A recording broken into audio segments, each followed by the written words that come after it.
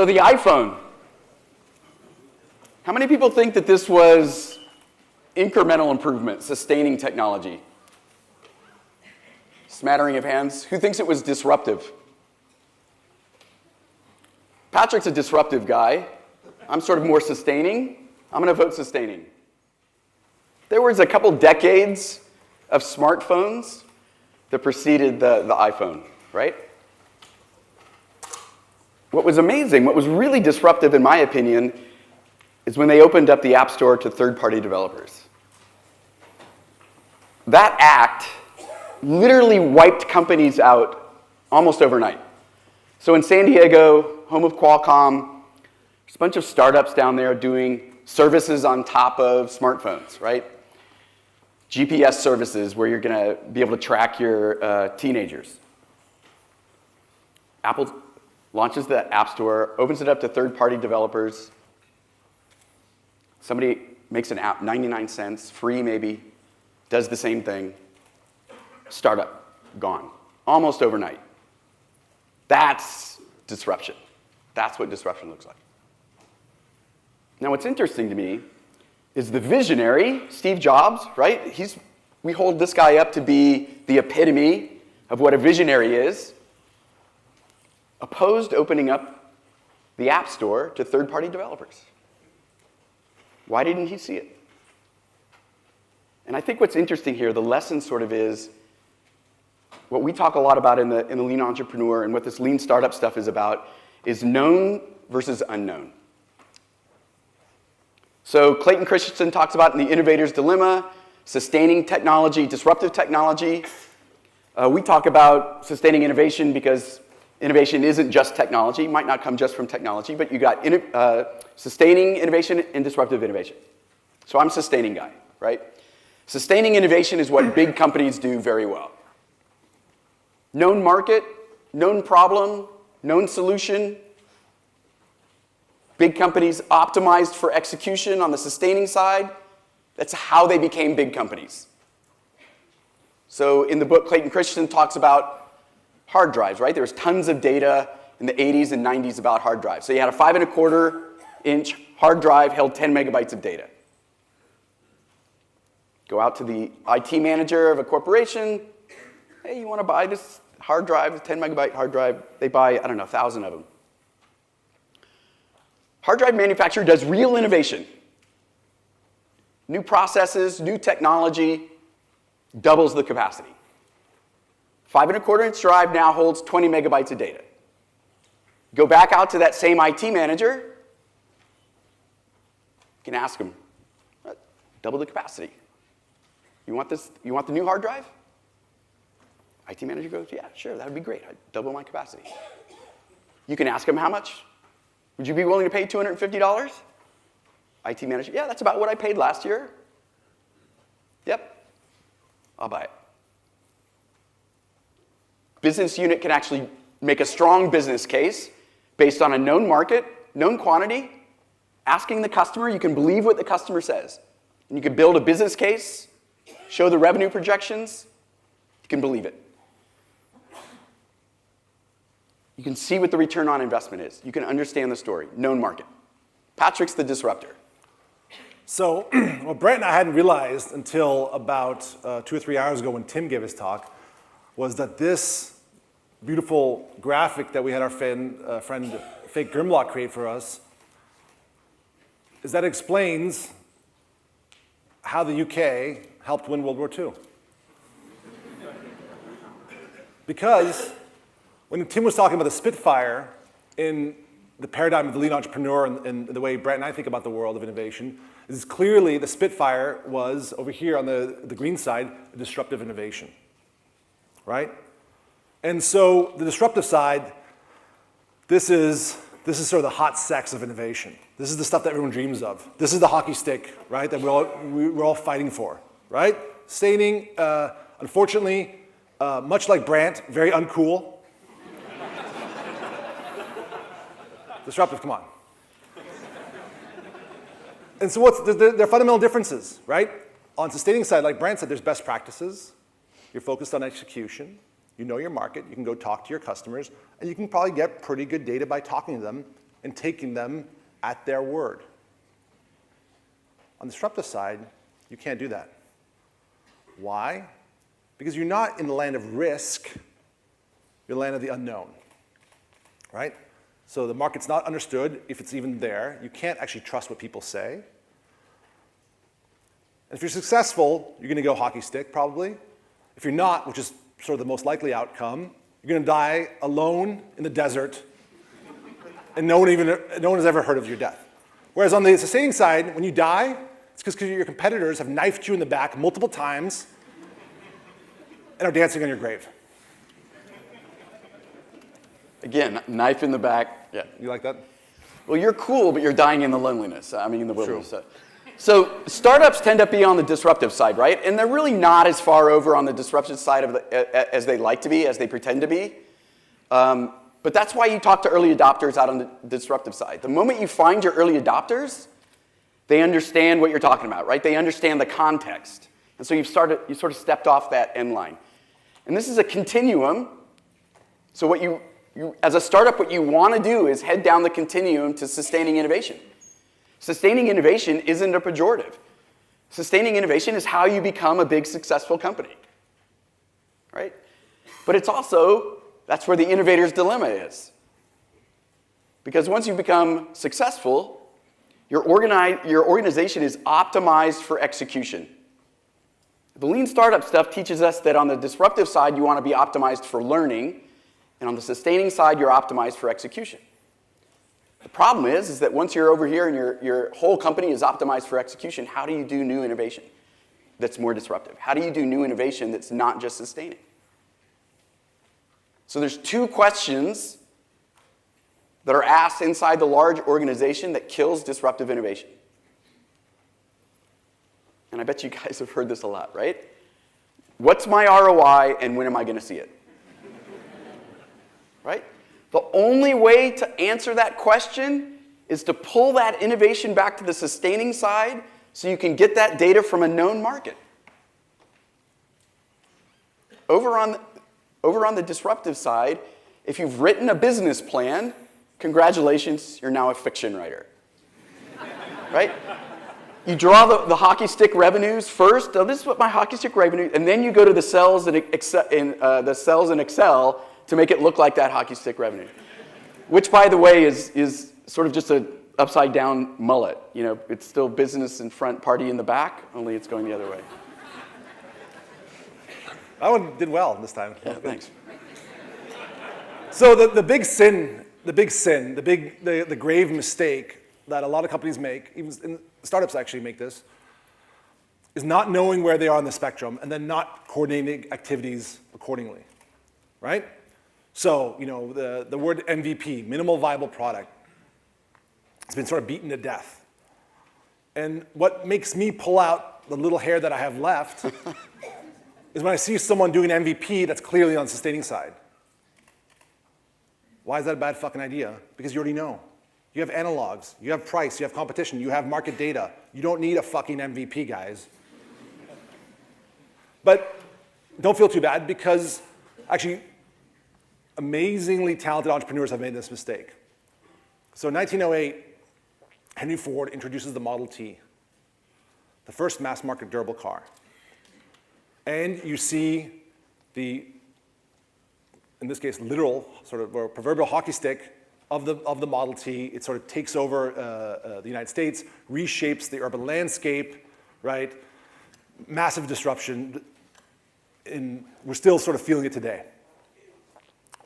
As the market matured, you start sliding from this disruptive side to the sustaining side. That's a function of success.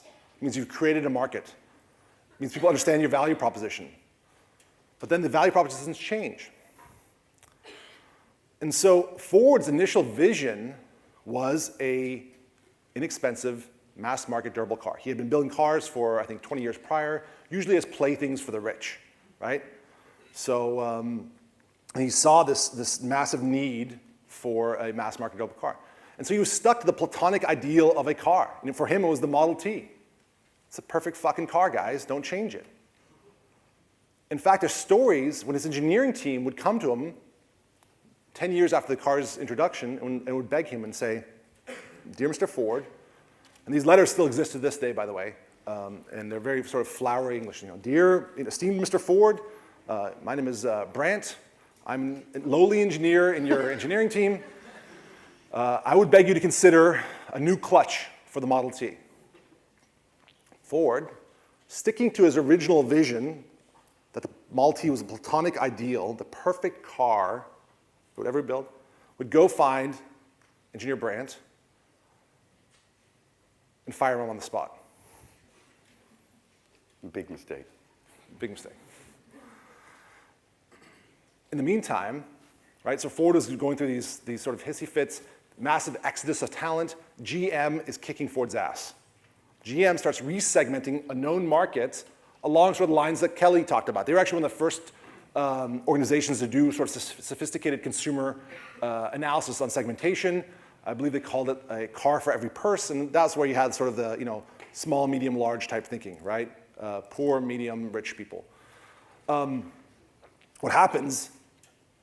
Ford had been basically created a market, goes off a cliff. Literally drives off a cliff. GM takes all the market share, and Ford actually never recovered from then on. The closest it got was number 2. And the point is, you have to understand where you are. If you're successful on the disruptive side, remember, you're moving quickly to the sustaining side. And coordinating your activities, right? So when I'm tasked at your organization with doing something really disruptive, right? Patrick, go ahead and go fucking crazy, do some really crazy, next level stuff, man, right? And my idiot boss, wow. My idiot boss goes, "All right, Patrick, where's the ROI? I need it in 6 months," right? What does any rational person do, right? Do they go out and do next level crazy stuff? Do they do like aggressive experimentation? No, right? They go very quickly to a side of the spectrum where there is clear data, where they can show things like ROI. So this stuff has a lot of organizational impact, right? So we've talked about sort of how this disruption needs to be protected from those 2 questions about ROI. But there's also other things that their core business that has to be protected from the startup mentality, right? There's a lot of companies out there that go, "Oh, we're just going to turn our organization into a startup. We're going to get rid of the offices, open floor plan, serve lots of Coca-Cola, Nerf guns for everyone, So that sounds all cool, but you actually can destroy your core business. Again, you're optimized for execution. So the idea here is figuring out where you are on the spectrum, figure out what is known and what is unknown. Execute on what's known, learn what's unknown. And if you're over on if you're in a larger organization and you're trying to figure out how to do more disruptive stuff inside the organization, you can't simply start behaving like a lean startup. This guy who's running crazy experiments, he's doing it to your core customers, right? What does that do to your brand? This guy's asking for credit card numbers and then discarding them. What does that do to your legal requirements, right? This guy's nuts, right? Did you see, I don't know if you guys remember back in the early 2000s, McAfee was running all of these antivirus ads, at least in the US. And it was this, what they really had to do was create demand. They had to create demand by scaring their customers so the customers knew they had a problem. This is the picture that they used to do that, If he had any hair left, it would be spiky, believe me. So, so over on this side, you have people that are the HR issues, right? You've got people that are like process. On that side, it's chaos. So the idea, if you're trying to do more innovative stuff, like super disruptive stuff, you're a product manager or a business unit manager, and you're going, okay, now we're doing stuff where there's a lot of unknown. You actually have to sort of separate that entity away from the core business. And you're doing it, for one, to protect the startup from, oh, when am I going to see the return on investment? And number 2, you're making sure that those activities, those experiments that are being run, don't affect the core business. And so this is the big insight. Companies like Deutsche Telekom, actually, and Intuit, and even IBM 20 years ago, learned how to separate some of these more radical startup ideas, looking for bigger disruption, and they put it outside of the core business. Go ahead. No. Before we jump to the next slide, I'm going to tease something here. Some sort of, I think an insight that Brant and I sort of stumble upon, and big companies seem to make this mistake a lot. It seems to be, I don't believe this to be an ironclad rule, but it seems to be the more disruptive your product, more over here on the green side, the more innovative it is, the more innovative your sales and marketing has to be. So think about that for a second. What it means is you don't want to make the mistake that a lot of organizations, successful organizations, make, which is to develop interesting, disruptive, novel, innovative technology, and then hand it over to the sustaining sales and marketing teams. Like put it down the same channels, the existing channels. The context your customer then has is sustaining, and you're trying to give them disruptive. All right, I'm tired of being the little guy. You do the chihuahua. Right. So we ask, what do you mean by being lean? I'm lean, ergo my vision and scalability are limited. I should have done with like Chihuahua accent or something, but yeah, that wouldn't be good. Maybe. But actually, the Great Dane says, nope, I'm lean too. So lean does not mean be small, have a limited vision, don't take money, don't spend money, don't be skinny. So the term lean and lean startup comes from lean manufacturing, right? So the way we describe the Toyota production system, how Toyota started building cars in the 50s in Japan.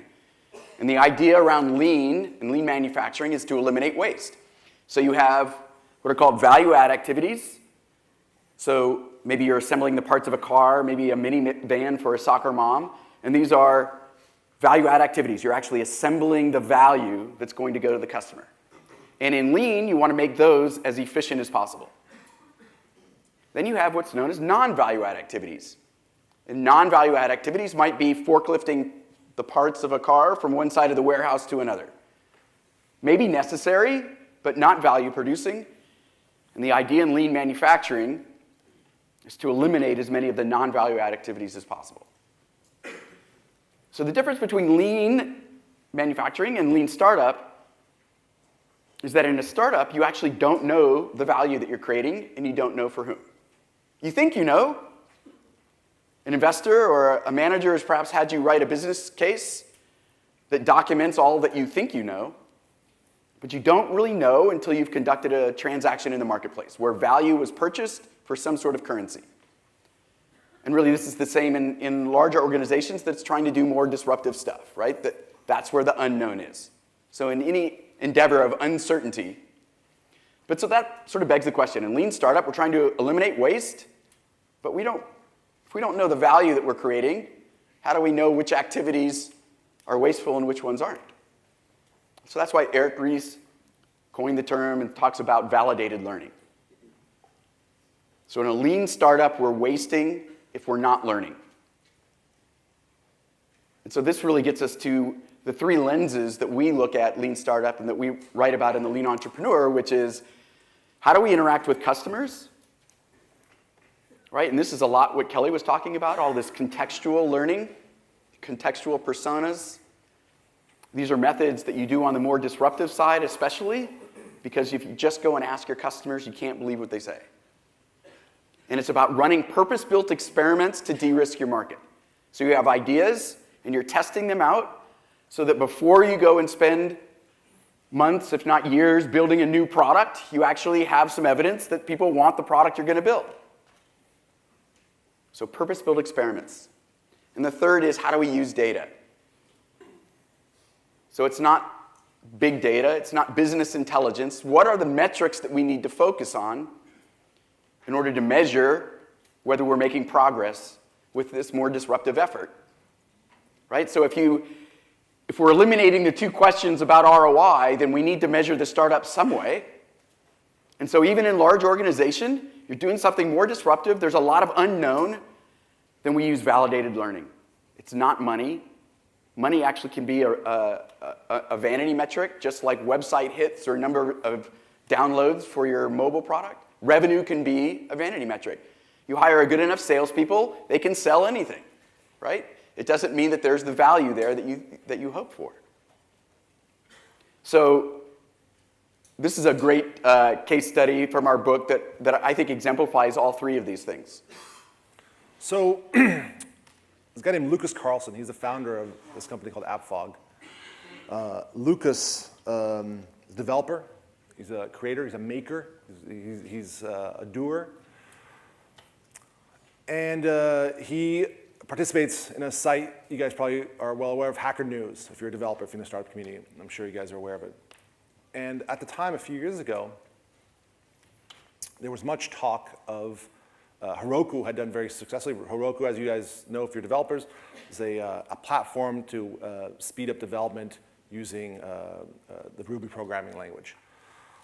It turns out Ruby is actually a small share of all the programming languages. It turns out PHP actually has sort of the lion's share of mind share and usage in programming languages.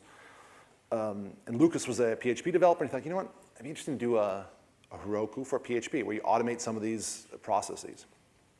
And so Lucas one night was sat down to start coding, because he likes creating.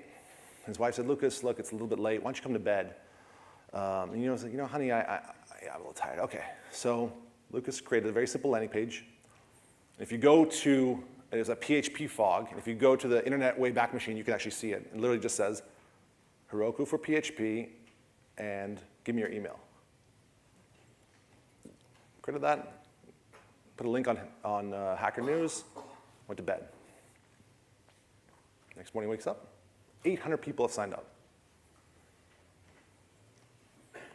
And it affects him emotionally. Right? He certainly wasn't expecting 800 people to sign up. Now he begins to feel an obligation, a responsibility to create value. Right? Now it's no longer just an idea. Hey, you guys think this would work? Now there's something there. He's feeling the initial pull of the market. So he does what he does best. Starts coding. Coding, coding. Week goes by, coding, coding. 2 weeks go by, coding, coding. 3 months go by, coding, coding. 6 months go by, coding, coding. Fuck. Realizes at the rate that he's producing code, the rate he's producing features, he's dreamt of this bulletproof ivory tower, right? This beautiful castle in the sky of a product that's going to solve all the problems he believes PHP developers have. At this rate, he'll never finish this stupid thing. What's going to happen to his, right? That's the point, right? What's going to happen to the, by now, 4,000 people have signed up to get into the beta program. And he's released nothing. Months go by. So 4,000 people signed up. Now he's really feeling this pull, right? He's a little bit nervous about it. Shit. Okay, I got to get them some value. Otherwise, they're going to go out somewhere else. They're going to be disappointed in me. I'm going to lose my reputation. So he begins to release a feature that's sort of very minimal sort of utility to it. And he thinks to himself, he goes, I can't release this feature to all 4,000 people. I simply cannot support 4,000 people into the system and being able to actually tend to their needs and talk to them. And then he has what Brant and I think is a stroke of genius. He creates a survey.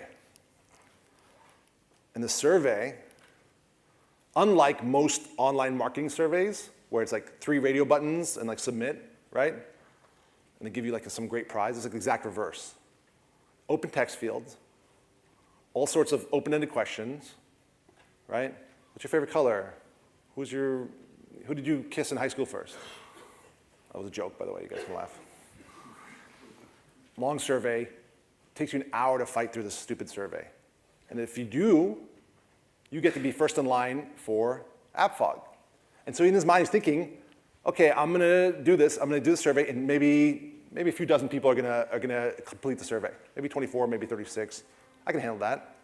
Throws a survey out. Remember, the survey takes about 45 minutes to an hour to complete. 50% completion. 50% completion. 2,000 people filled out the survey. Right? He had built what Brant and I would call a high hurdle experiment, right? To suss out his early adopters based on their behavior and their willingness to provide some sort of currency. In this case, it wasn't revenue, it wasn't money, it wasn't cash.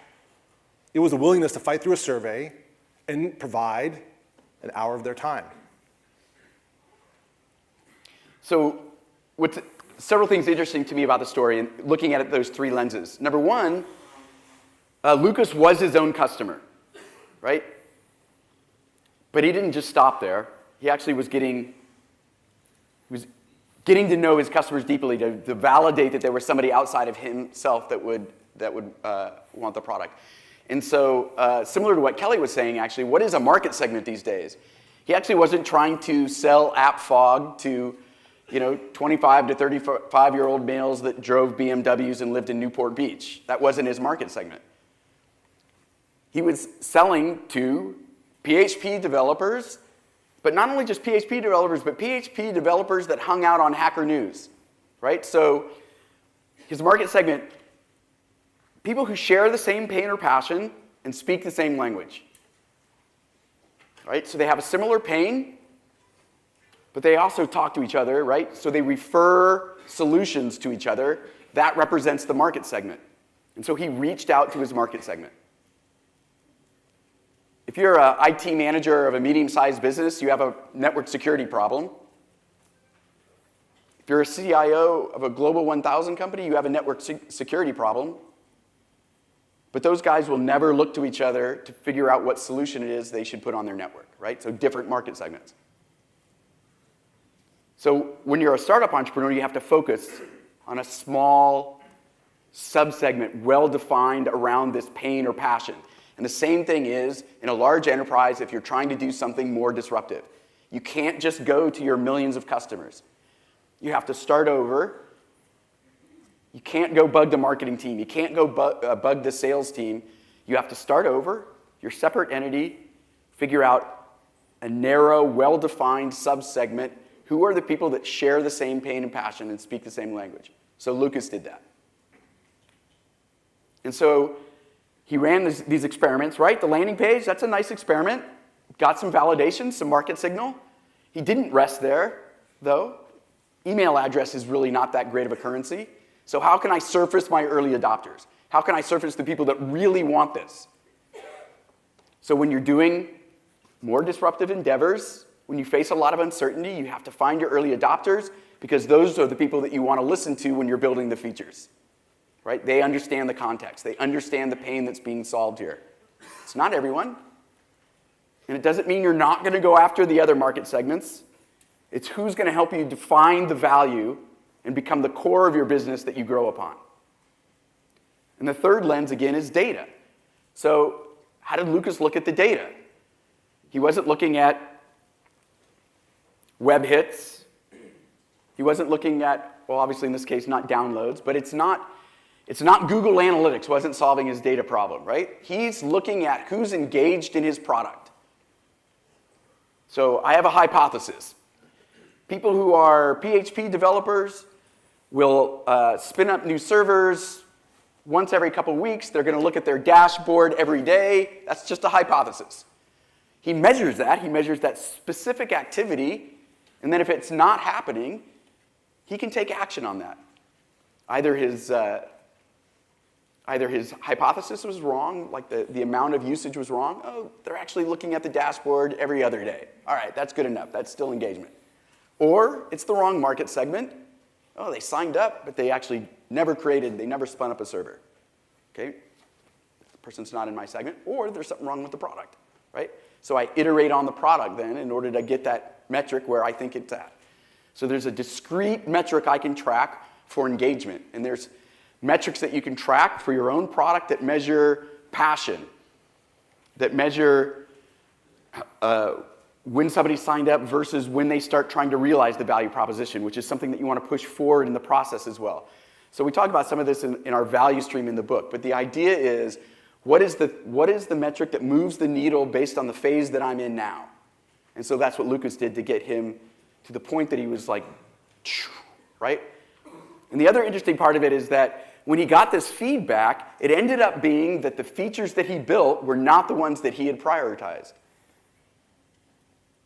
And it was funny because I told this story about AppFog at a coffee meetup I have in San Diego.